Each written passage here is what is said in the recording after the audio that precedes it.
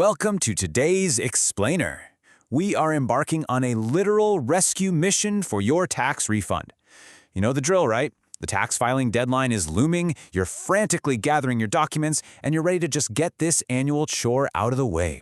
But then, bam, you realize you're missing a vital piece of the puzzle from a job you left months ago. So what do you do when a former employer just completely ghosts you during tax season? Let's dive right into this massive frustration. What if your old boss ignores you, or worse, the whole company went out of business? It's a super common misconception that you're just stuck waiting helplessly, or that you can't file on time. No way. That is absolutely not true. You have rights, you have options, and as you'll see, you actually have federal agencies ready to back you up.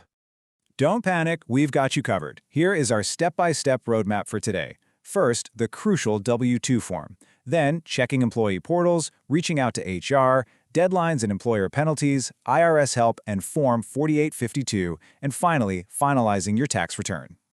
All right, Section 1, the crucial W-2 form. Okay, so to start, we need to establish exactly what we are hunting for. The Form W-2 is the official wage and tax statement. Basically, it's the absolute key to proving what you earned and what taxes you already paid. This makes it legally and financially crucial for your tax return. The IRS uses these exact figures to calculate your obligations, while you rely on them to figure out if you owe money or, hopefully, if you're getting a refund. Without it, your whole filing process just grinds to a halt. Now here is a really common point of confusion. You need to make absolutely sure you are actually chasing a W-2 as a standard employee and not a Form 1099. If you were an independent contractor or freelancer and the company didn't withhold taxes from your checks, you'll actually be looking for a 1099. But if you received a regular paycheck with Medicare, Social Security, and income taxes taken out, yep, you are a W-2 employee, and this explainer is exactly what you need. The single most critical piece of data you need to extract from that missing W-2 is the EIN, or Employer Identification Number. It's a 9-digit code, usually formatted with a dash after the second number. If you don't have your W-2 yet, you can often creatively track down the EIN on your final pay stub, year-end payroll summaries, or even old benefits paperwork like a 401k statement. Finding this number is basically your secret weapon for the steps ahead. Moving on to Section 2, checking employee portals. Let's start with self-service options that don't require talking to a human at all. If your old company used ADP, you can often just log right into their portal and download the form yourself. Easy, right? You just navigate to the Myself tab, select Pay, and look for your tax statements. However, if you never actually registered while you were working there, you might hit a roadblock. You'll need a unique company registration code to create an account, and ADP can't give this to you directly. You will have to get it from your former HR department. Massive corporations often handle this a bit differently by outsourcing to systems like Equifax My Tax Form. To get in here, you need a specific company code. For example, Lowe's uses the code 11116. The system uses your Social Security number for identity verification, often requiring a default PIN made up of the last 4 digits of your SSN plus your birth month and year. Now, if your former employer uses Workday, beware that your access window might have actually closed. Many organizations only allow you to log into Workday to retrieve tax documents through the remainder of the calendar year in which you left, plus 1 additional year. They often use single sign-on systems like ID.me to verify you. But listen, if that post-employment window is shut, it means you're officially locked out of the self-service route, and you're going to have to escalate to the next step. Which brings us to Section 3, reaching out to HR. Okay, so the digital portals failed you. It's time to bring in the human element. The crucial point here is to be direct, actionable, and leave literally no room for confusion. You want to email your former HR or payroll department this exact checklist of details: your full name, your social security number, your exact dates of employment, your current mailing address, and, just in case they can't get you the full form immediately, a specific request for the company's EIN. Give them all this data up front so they have zero excuses not to process your request right away. Next up, Section 4, deadlines and employer penalties.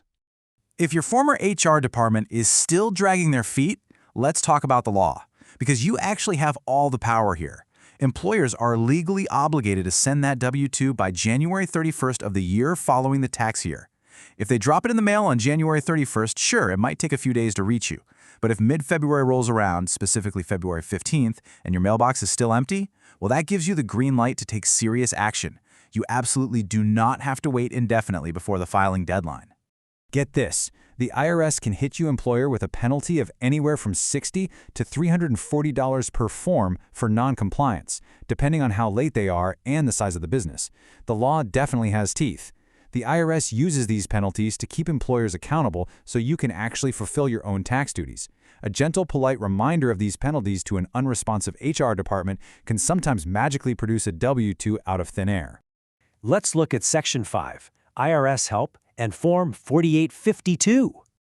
So what happens if the business is completely closed, or they just flat out refuse to help?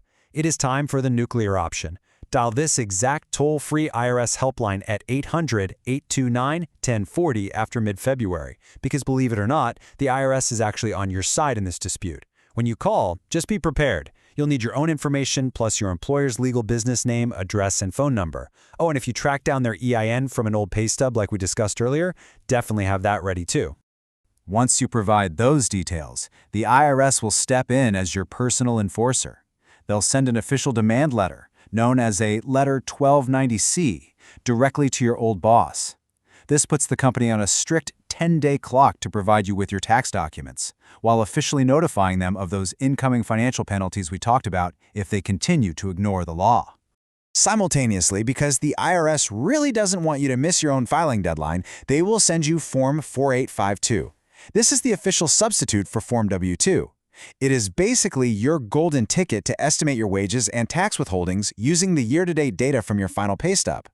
By attaching this substitute form to your return, you can still file your taxes on time. But just a quick warning, filing with Form 4852 might slightly delay your refund while the IRS manually verifies the information. Finally, Section 6, finalizing your tax return. We are at the finish line of our rescue mission, but there are a few housekeeping steps to handle once you use that substitute form. Let's say you file with your estimates, and then 3 weeks later, the real W-2 finally shows up in the mail. If the actual math on the real W-2 doesn't perfectly match the estimates you made, you can't just ignore it. You are legally required to correct the public record by filing Form 1040X, which is simply an amended return. And this is exactly why you need to hold on to your paperwork. The IRS explicitly advises keeping a copy of this substitute form forever, literally, until you retire. You want to retain this to protect your future Social Security earnings record, just in case there's ever a discrepancy down the road regarding your work history or what you contributed during that specific tax year. Before we wrap up today's explainer, please remember that tax regulations shift constantly, and the IRS updates their processes all the time. The information here is for educational purposes, so you should always consult a certified tax professional for personalized advice tailored to your unique financial situation. Being proactive is absolutely your best defense against these administrative headaches. So I'll leave you with this final provocative thought. How organized are your pay stubs right now? If your current employer vanished tomorrow, would you have the EIN and final pay record saved to rescue your own refund? It's definitely something to think about. Thank you so much for joining us, and happy filing.